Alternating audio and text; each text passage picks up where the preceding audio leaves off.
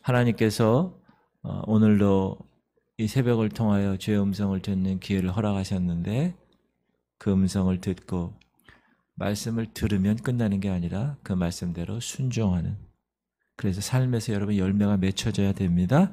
오늘 본문을 볼까요? 히브리서 12장 15절로 17절 어제와 같은데요. 시작. 너희는 하나님의 은혜에 이르지 못하는 자가 없도록 하고 또 쓴뿌리가 나서 괴롭게 하여 많은 사람이 이로 말미암아 더럽게 되지 않게 하며 음행하는 자와 혹 한 그릇 음식을 위하여 장자의 명분을 판 에서와 같이 망령된 자가 없도록 살피라. 너희가 아는 바와 같이 그가 그 후에 축복을 이어받으려고 눈물을 흘리며 구하되 버림바가 되어 회개할 기회를 얻지 못하였느니라. 오늘 본문 16절에서 음행하는 자와 망령된 자에 대한 경고가 나오는데, 여러분 이 두 문제에 대한 경고는 어느 시대를 막론하고 어느 교회를 막론하고 어느 성도를 막론하고 늘 거울로 삼아서 생활에 범하기 쉬운 이 두 종류의 죄를 멀리하고 또 신앙적인 더러움에서 지켜내야 합니다. 이건 몸으로 짓는 죄이기 때문에 창세기부터 지금까지 이 죄가 사단의 덫으로 우리를 노리고 있다는 사실을 꼭 기억하셔야 됩니다. 음행하는 자가 있을까 살피라. 성경에서는 구약이건 신약이건 음행하는 자에 대한 심판에 대해서 엄히 경고하고 경계하고 있습니다. 음행이 뭡니까? 음행. 부도덕적인, 성적인 부도덕이죠. 음행이란 단어는 간음이란 말보다 범위가 넓습니다. 간음은 법적인 문제에 국한될 수 있지만 음행이란 말은 모든 부도덕한 성적 행위를 총칭하는 말이기 때문에 그렇습니다. 그러면 왜 하나님은 성도들에게 음행에 관하여 혹독하리만치 심판하실 것을 선언하셨을까? 첫 번째는 그 음행이라는 게 그리스도 생활에 있어서 모든 부도덕의 뿌리가 되기 때문에 그래요. 원천이 되기 때문에. 여러분 음행하는 생활을 계속하면서 거룩한 생활을 할 수 있을까요? 불가능합니다. 그거는. 음행이란 범죄는 가장 부끄러운 범죄며 동시에 가장 은밀한 범죄입니다. 모든 사람 앞에서 감추는 범죄입니다. 그래서 하나님 앞에서도 숨기려고 합니다. 그 말은 뭐냐?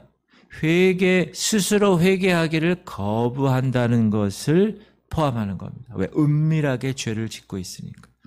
그리고 이것은 육체로 짓는 죄 직접, 그래서 달콤한 맛을 주는 육체적 쾌락이 따릅니다. 그래서 그 일을 벗어버리는 게 쉽지가 않다. 성경은 그렇게 얘기합니다.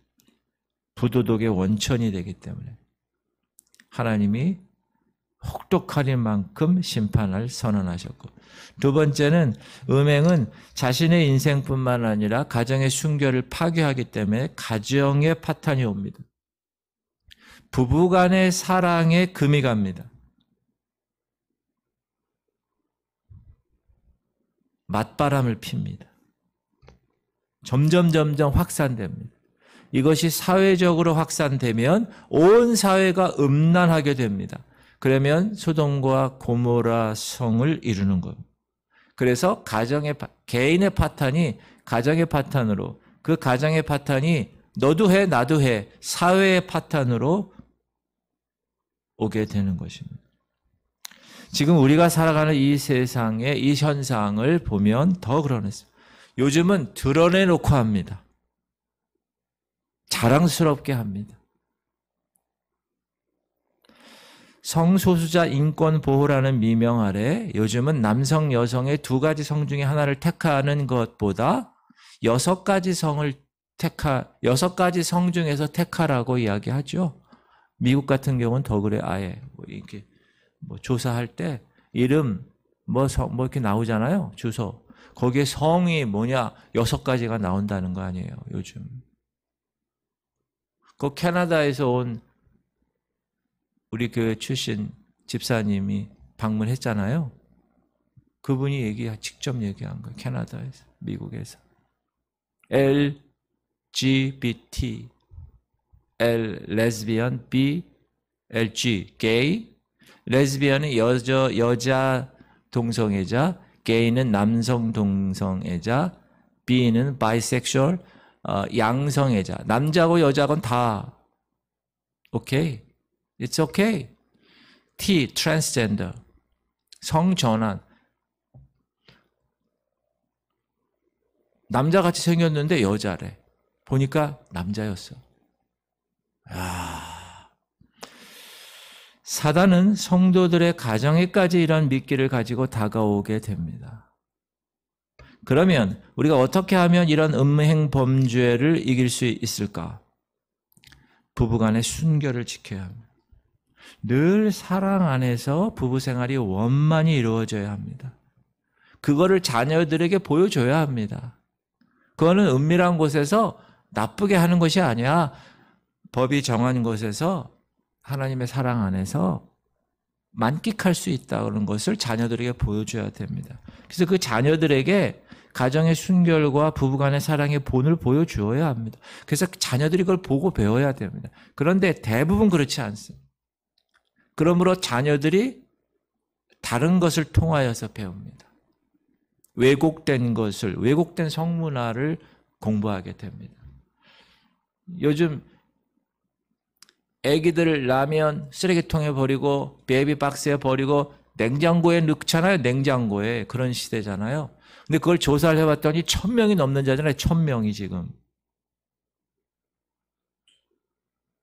이거는 엄마 아빠한테도 문제가 있는 거예요. 엄마 아빠가 성에 대해서, 부부간에 대해서 이런 거에 대해서 정확하게 오픈할 수 있어야 돼요. 그래야 그걸 보고 정상적으로 보고 배워서 애들이 그렇게 해야 되는 거예요. 다음에 두 번째, 미혹을 받지 않는. 우리의 사회에는 성적 유혹이 도처에 깔려 있습니다. 핸드폰 딱 옛날에 저 어렸을 때만 해도 음란한 것을 볼 수가 없었습니다. 잡지나 무슨 영상 이런 거를 볼 수도 없었고 본다고 해도 너무너무나 쉽지 않은 거였는데 요즘은 핸드폰 탁 들면 곧바로 유혹이 깔려 있습니다. 그런 유혹에서 이기려면 어떻게 하느냐? 자제하는 힘을 길러야 합니다. 절제. 성령의 마지막 열매입니다. 어떤 분은 그게 너무 힘드니까 맨 마지막에 있다 이렇게 얘기하는데 절제, self control, 내 자신이 조절하는 능력. 이걸 못하니까 그 90년생이에요? 조선이라는 애가 그냥 칼 갖고 와가지고 그냥 무조건 다 하잖아요. 막 싫다는 거야, 자기는 막. 자기가 조절을 못해서 그래요. 그러니까 엄마 젖을 먹지 않아서 그렇다고 그러는 사람도 있어요. 맨날 소젖만 먹이니까, 우유만 먹이니까 소가 들이받잖아요. 그래서 그렇다는 얘기도 있어요. 이 셀프 컨트롤, 이 자제의 힘을 길러야 합니다. 그거 기르기 위해서는 경건 생활을 해야 돼. 경건 생활에 힘써야 돼. 늘 말씀을 묵상하고 그 말씀을 통하여 생활의 열매가 맺어야 됩니다. 술 취하지 말라 이는 방탕한 것이니 오직 성령의 충만함을 받으라. 그 말씀을 아는 사람은 술자석에 가지 않겠죠. 술 취하지 않겠죠. 여자를 보고 음욕을 품은 자마다 이미 그 마음에 간음했느니라. 그러면 그 마음이 우리의 삶을 리프레인, 제한시키는 거야. 이러면 안 되지. 안 돼. 그렇게 늘 말씀을 묵상하고 늘 그 말씀에 대한 열매를 맺고 기도해야 돼. 기도. 늘. 음행 죄가 무서운 건 여러분 우리가 보이지 않기 때문에 그래요. 돈이 있는 사람들 보세요. 다 여자들이 있어요. 음행 죄가 무서운 것은 유혹을 좀처럼 물리치기 어려운 데 있습니다. 그러므로 요셉처럼 그 자리에서 재빨리 빠져나올 수 있는 결단력이 있어야 합니다. 근데 그 일이 너무 힘들다는 거예요. 어렵다는 거예요. 그리고 그 음행을 범하는 자는 대부분 계획적으로 합니다. 의도적으로. 그래서 본인 스스로 회개하기가 어렵습니다. 지금 이 시대가 그런 시대. 이 시대가 여러분 항상 어떤 시대가 망할 때는 가장 최고로 오르는 바로메터가 있어요. 기준이. 그게 뭐냐? 성적인 타락입니다. 로마라는 그 큰 나라가 망할 때도 성적인 나라. 소돔과 고모라 망할 때 다 성적인 나라. 노아 심판할 때도 다 성적인 나라. 다. 꼭 그 역사를 한번 보세요. 다 그래요. 두 번째, 에서와 같이 망령된 자를 두려워하라고 이야기하십니다. 16절 하반절, 혹 한 그릇 음식을 위하여 장자의 명분을 판 에서와 같이 망령된 자가 없도록 살피라. 이 망령된 거에 관해서 우리가 잘 알아야 돼요. 이 godless, 하나님이 없다는 거예요. 즉 세속적이라, secular, 세속적이라는 거예요. profane, 그러니까 모든 걸 하나님의 영적인 거랑 관계없이 지냈다는, 그게 망령된 자라는. 에서가 장자의 명분을 한 그릇 팥죽을 위해서 판 사건은 우리 성도들에게 있어서 중요한 의미를 그러므로 줍니다. 그 사건은 우리에게서 하나의 중대한 비유적인 교훈이 됩니다. 자, 먼저 우리가 장자의 명분이라는 것을 생각해야 돼요. 장자의 명분은 하나님의 백성된 명분입니다. 다시, 장자의 명분은 내가 하나님의 백성이 될 명분이라는 거예요. 하나님은 누구에게나 장자의 명분을 주지 않으십니다. 많은 아들들 가운데 장자는 누구에게만 있어요? 맏아들에게만 주는 특권이에요. 마찬가지로 누구나 하나님의 백성이 될 수 있는 것이 아닙니다. 이 세상에는 하나님의 백성이 될 만한 사람, 비슷한 사람들이 많죠. 선한 사람, 법 없이도 사는 사람, 의로운 사람 많이 있습니다. 특히 일본 같은 경우. 일본에 복음화율이 없잖아요. 낮잖아요. 그러나 그들은 이 영광스러운 반열에 들어오지 못합니다. 왜 그렇죠? 장자가 아니기 때문에. 말하자면 창세전에 그리스도 예수 안에서 하나님께서 선택하시고 자녀 삼아 주시지 않았기 때문에 그래요. 선택하지 않으셨다는 거예요. 하나님이 선택하시고, 여러분은 하나님이 선택하시는 줄 믿습니까? 얼마나 귀한 일이에요. 하나님의 백성이라는 거예요. 하나님의 백성들에게만 준 특권을 우리는 갖고 있다는 거예요.